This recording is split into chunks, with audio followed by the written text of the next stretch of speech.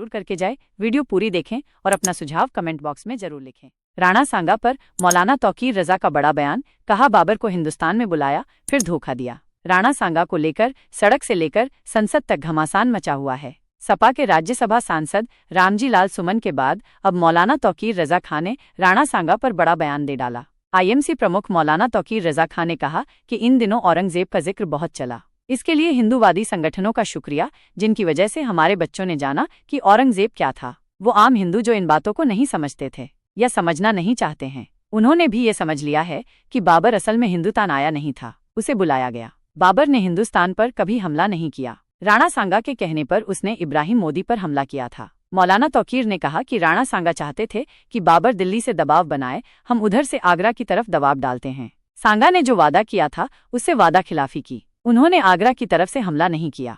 राणा सांगा की कोशिश ये थी कि बाबर दिल्ली को तहस नहस कर लूटे और चला जाए, उसके बाद वो वहां कब्जा कर लें, लेकिन उनकी वादा खिलाफी से नाराज होकर बाबर यहां रुका, फिर राणा सांगा पर हमला किया। बरेली में आईएमसी प्रमुख मौलाना तौकीर रजा खान ने ईद के बाद संभल जाने का ऐलान किया, कहा कि माहौल खराब है, इसको सुधारना चाहते हैं। तौकीर रजा ने सीओ संभल पर माहौल बिगाड़ने का आरोप लगाया। बरेली में इत्तेहाद ए मिल्लत कौंसिल आईएमसी प्रमुख मौलाना तौकीर रजा खान ने कहा कि वो ईद के बाद संभल जाएंगे, जल्द इसकी तारीख बताएंगे। उन्होंने सीओ संभल पर माहौल बिगाड़ने का आरोप लगाया, कहा कि एक सीओ संभल के जरिए देश का माहौल बिगाड़ने का काम कर रहे हैं, पूरे मुल्क में सांप्रदायिकता फैलाने का काम कर रहे हैं। सीओ पर कार्रवाई नहीं होती है, ये सबसे भयानक बात है।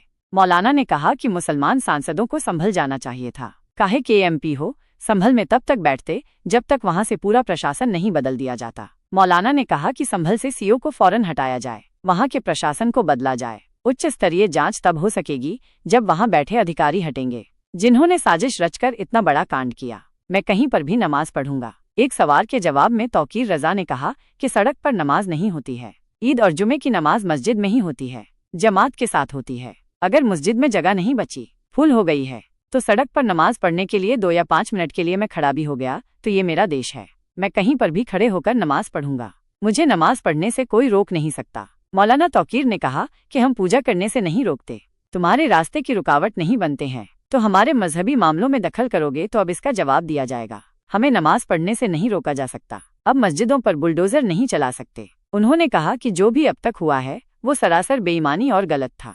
वीडियो पूरी देखने के लिए आपका धन्यवाद। वीडियो अच्छी लगी हो तो वीडियो को लाइक शेयर सब्सक्राइब जरूर करके जाएं।